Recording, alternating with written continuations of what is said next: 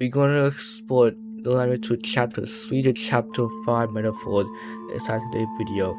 We explore from childhood phobias to addictions to relationships to a lot of other stuff that I'm excited to talk about.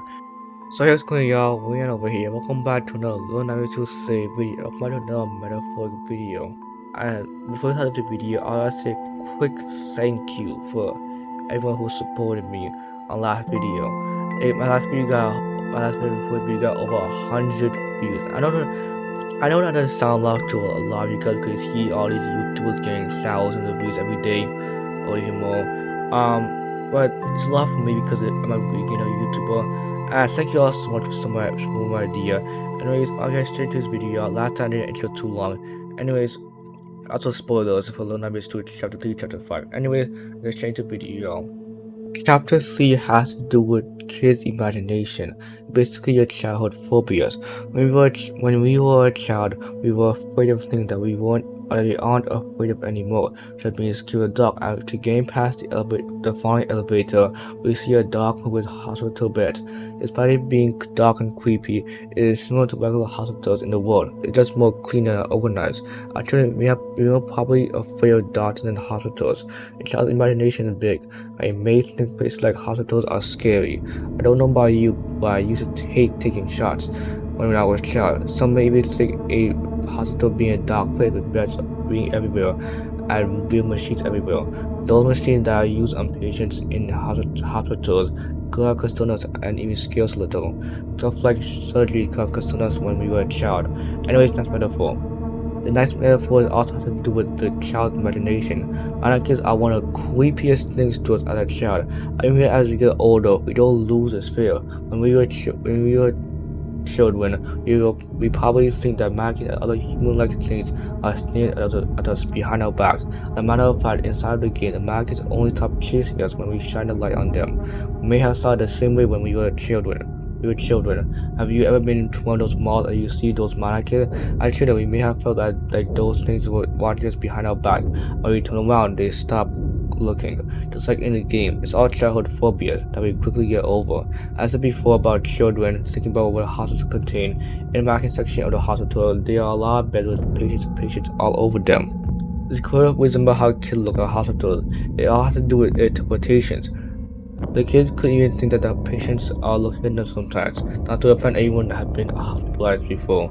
I have been hospitalized before and I have felt that way. Next thing is definitely something that concerns us as a child.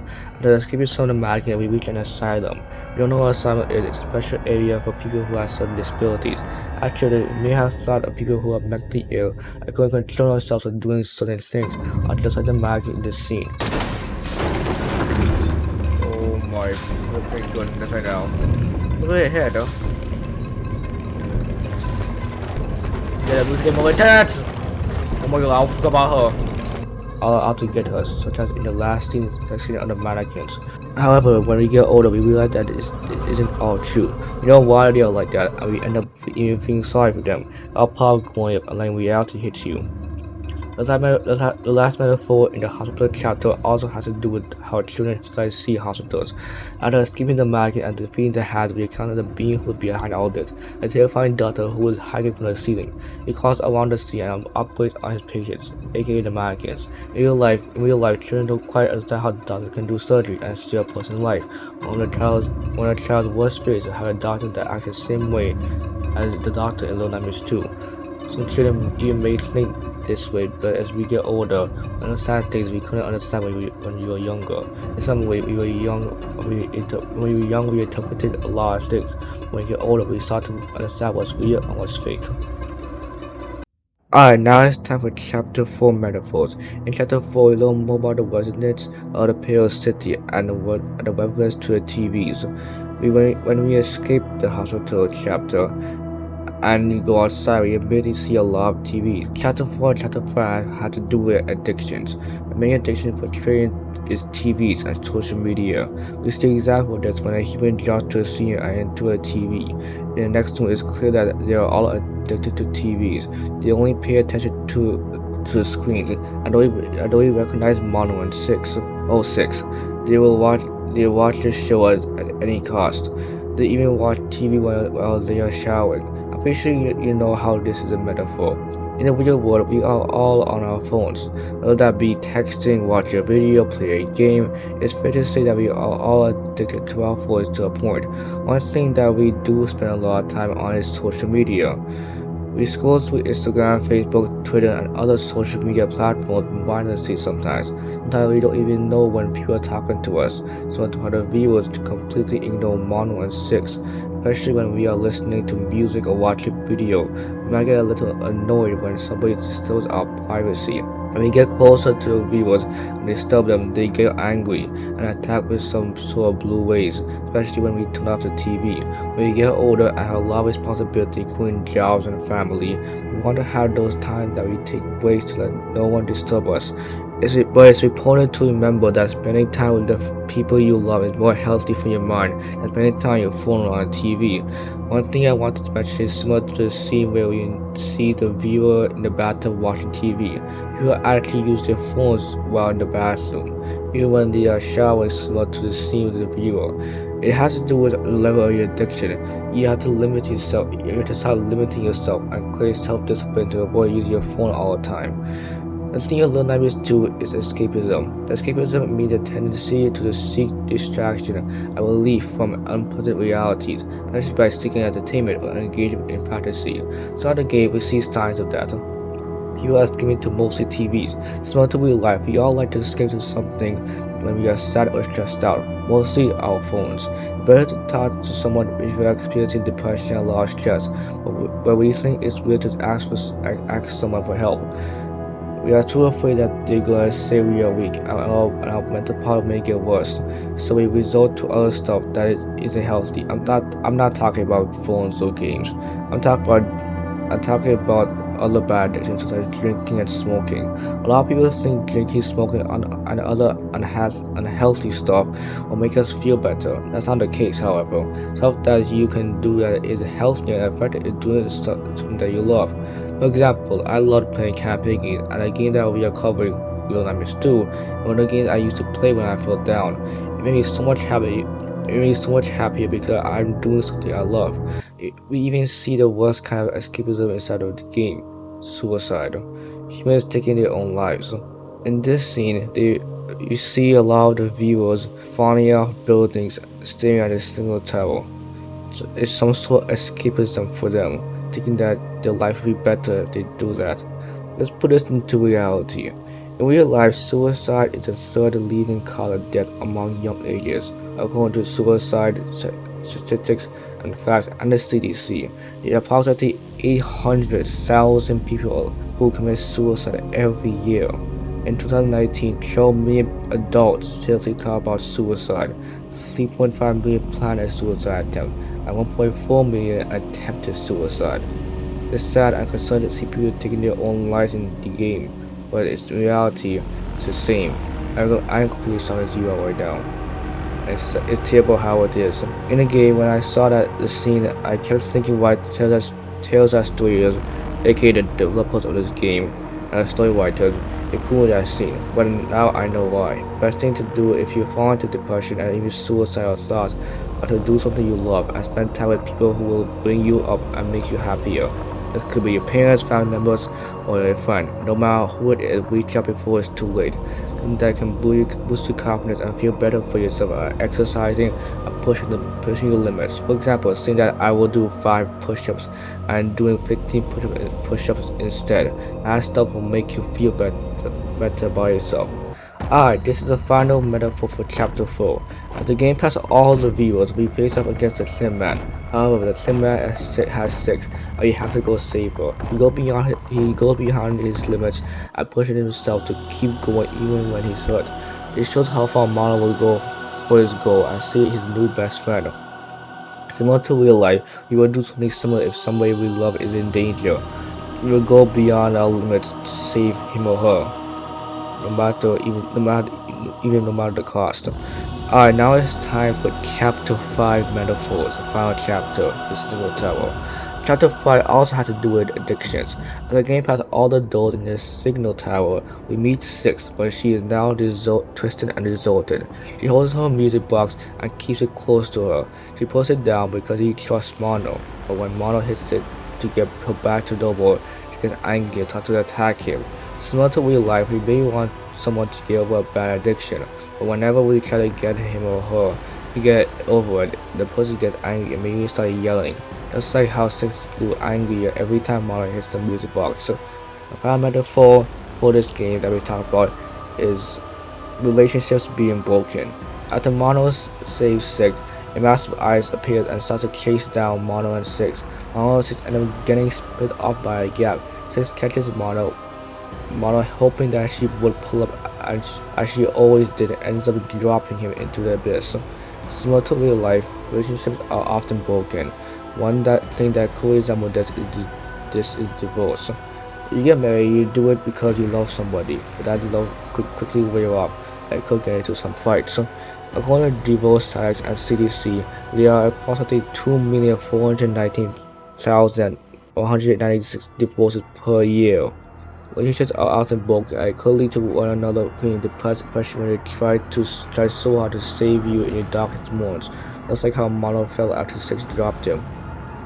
When he turned into a smile, he turned into a being who was sad, looking to get revenge.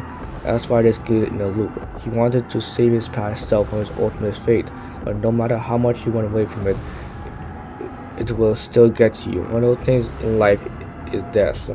Us passing away is guaranteed, and we cannot run away from it.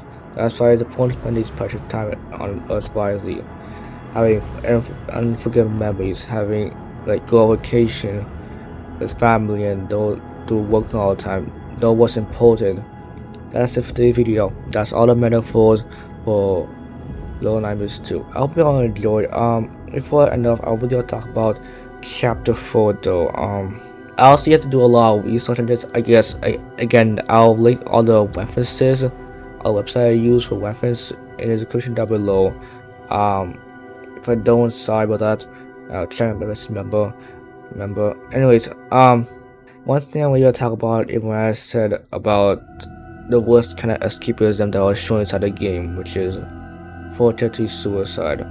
And when I was researching about suicide, how much it does people commit every single year, it makes you really sick and sad how much people attempt it, how much people still think about it.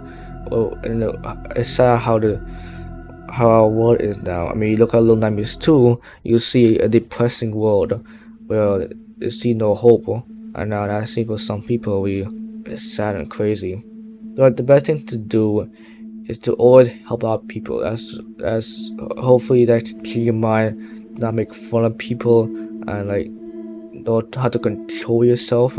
But the littlest things could make someone think of suicide, and you don't want that happening because you will think a lot of things if the guy does it. If you hurt somebody, if you think you hurt somebody, let's reach out to him or her now before it's too late. Whether that's a text, message, and just spend time with him or her, because we don't want that to happen. We don't want someone that we used to know in order to commit that. It's the worst thing ever. Because escapism, I'll try to say that maybe people thinks that when they're darkest times and mostly people around them being toxic and not doing well for them, as a point them, they may think they're better off, committing it. And we don't want that to happen. We want to lessen that. Try your best. I try to say, try your best to lessen suicide, please, guys. And if you want to see this video, when you're feeling down, sure, save it. You can send it to someone if you can send this video to someone if you know anybody who's feeling down, you can send the video to them. Up to you. There's a lot of hotlines out there. If you're afraid to ask your family, there's a lot of hotlines out there that I'll link someone in the description below. But still, I had to talk about this, man. It's crazy how a game made me realize that this happened. I knew this before because I researched it before, but I just want to tell you guys that I can't believe a game really put me to this much reality. I was gonna say real quick, a lot of scripting have gone to this game. I was gonna show us real quick. This is all the metaphors inside the game that I explored. There was probably more metaphors inside the game, but I didn't really want to include that much. Again, it's such me recording my current download for you guys because there's some more I had to cut out. Anyways, yeah, that's what the video. That's what the little I missed too. Again, today's video will be kind of late. Oh, I'm doing this at like 4:30 p.m. I usually upload via 5 o'clock, a half an hour, so I can quickly edit this as well as just upload it. So if you see this video late at night, I don't care as long as I get the video out. But tomorrow, if you all tomorrow I have a couple of videos I want to plan out because if you don't know the game called Dr. Deception Chapter 4 is coming out tomorrow for everyone. And I'm just going to play for your channel for you. Anyways, if you enjoy these metaphoric videos, be sure to hit that like button. Hey, to this channel, please do subscribe for more metaphoric videos. This is right here. Anyways, I've played a lot of playthroughs on my channel recently, so I'm planning to do a metaphoric video for each of them, for each of the games I played. So if you want me to play a metaphoric video on, like, let's say Inside, Mr. House Playhouse, but you can see Dark Deception, Little Nightmares 1, anything. I'm on sleep. I already thought some metaphors when I'm on sleep that I could definitely include. There's a lot of games. Even I want to clock with keyboard that we simply play through. Even that I could do a metaphor video on. Anything you guys want to do a metaphor video on, I will do. Just leave me a comment section down below. Keep in mind though, it has to be games that I've played already. That's y'all, of course, when you play another game. That's different though. Anyways, leave me a comment down below what you think of this video. Leave a like if it did help. Anyways, I hope you have a good day. Stay safe out there, guys, and peace.